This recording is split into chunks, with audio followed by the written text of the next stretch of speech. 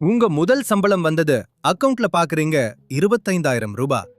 30 நாள் கழிச்சு எஞ்ச இருக்கிறது 0 ரூபா. இது உங்க கதையா? இல்ல, இதுதான் பெரும்பாலானவங்களோட கதை. ஆனா இன்னைக்கு முதல் அது மாறப்போகுது. 25,000 ரூபாய் சம்பளத்துல இருந்து முதல் மாசமே முதலீடு எப்படி தொடங்குறது ஸ்டெப் பை ஸ்டெப் நான் உங்களுக்கு காட்டுறேன். நாம பாக்குறோம் பெரும்பாலானவங்க என்ன செய்றாங்க? முதல் சம்பளம் வந்ததும் போன் அப்டேட், சைக்கிள் இஎம்ஐ, குடும்பத்துக்கு பணம் அப்படின்னு எல்லாமே போயிடும். முதலீடுன்னு யாரும் நினைக்கவே மாட்டாங்க. சம்பளமே 25,000 ரூபா, அதுல என்ன முதலீடு அப்படின்னு சொல்வாங்க. ஆனா இதுதான் பெரிய தவறு. ஏன்னா 5,000 ரூபாய் கூட சரியா முதலீடு பண்ணா 5 வருஷத்துல அது 4.2 லட்சம் ரூபாய் ஆகும். நாம பார்க்க போறோம் எப்படின்னு. உங்க 25,000 ரூபாய நான் 4 பகுதியா பிக்கிறேன். இது ஒரு ஃபார்முலா. உங்க சம்பளம் எவ்வளவு இருந்தாலும் இந்த ஃபார்முலா வேலை செய்யும்.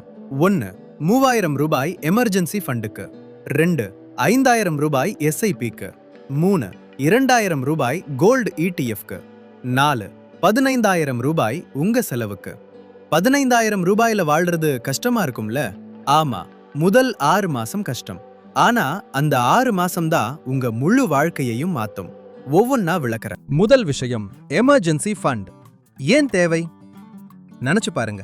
சட்டம் பண்ணாத அப்பா சிட்டு பையன் படிக்கிறதுக்கு அல்லது ஜாப் போயிட்டது இப்படி ஏதாவது ஒண்ணு வரும்போது உங்க முதலீட்டை உடைக்க கூடாது.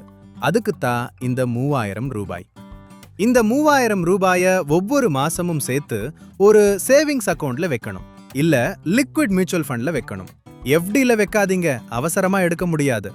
3 மாச செலவு, அதாவது 45,000 ரூபாய். இது உங்க emergency fund target.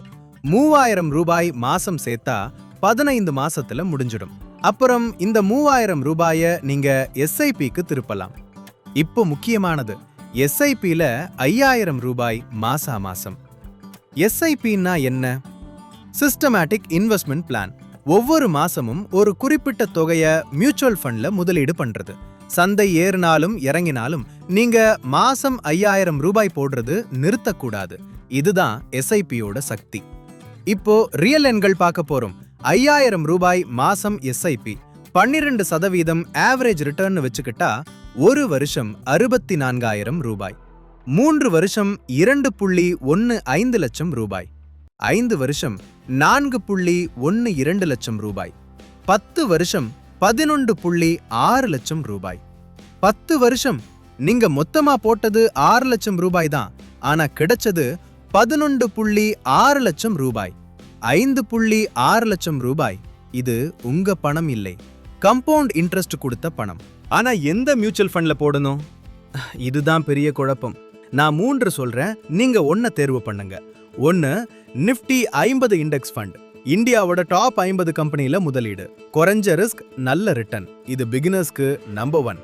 2. Flexi cap fund. இது லார்ஜ், மிட், ஸ்மால் 3 கேட்டகரியிலும் முதலீடு பண்ணும். ஃபண்ட் மேனேஜர் எந்த சந்தையில நல்ல வாய்ப்பு இருக்கோ அங்க முதலீடு பண்றாரு. 3. Large cap fund. Top 100 company. இது இண்டெக்ஸ் ஃபண்டோட சகோதரன், ஸ்திரமா இருக்கும். என்னோட சஜஷன், முதல் முதலீடு நிஃப்டி 50 இண்டெக்ஸ் ஃபண்ட். ரொம்ப சிம்பிள், ரொம்ப குறைஞ்ச ஃபீ, நீண்ட காலத்துக்கு சிறந்தது. ஃபேன்சி ஃபண்ட் தேவையில்லை. இந்த வீடியோல நான் சொல்றது எல்லாம் பொதுவான தகவல் மட்டும். இது முதலீட்டு ஆலோசனை இல்லை.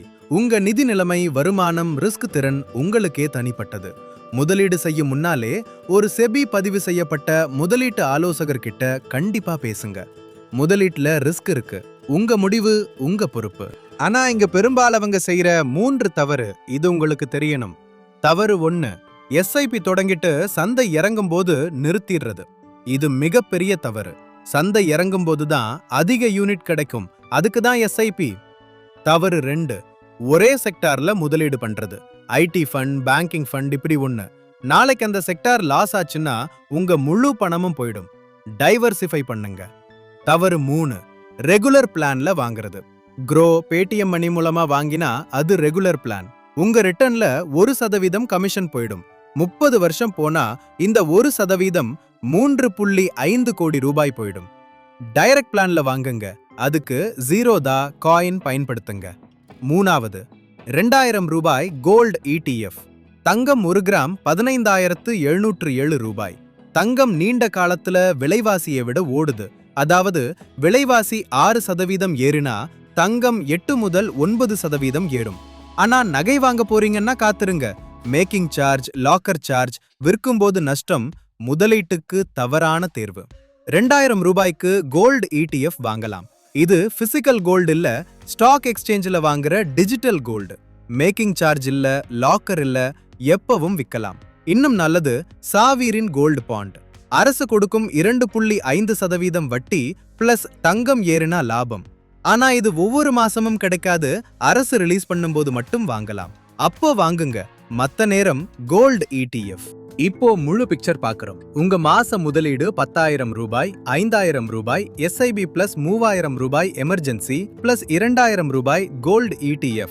ஒரு வருஷம் போட்டா 1.2 லட்சம் ரூபாய் முதலீடு. 3 வருஷம் போட்டா 3.6 லட்சம் ரூபாய் முதலீடு பிளஸ் 60,000 ரூபாய் ரிட்டர்ன். 5 வருஷம் போட்டா 6 லட்சம் ரூபாய் முதலீடு பிளஸ் 2.2 லட்சம் ரூபாய் ரிட்டர்ன்.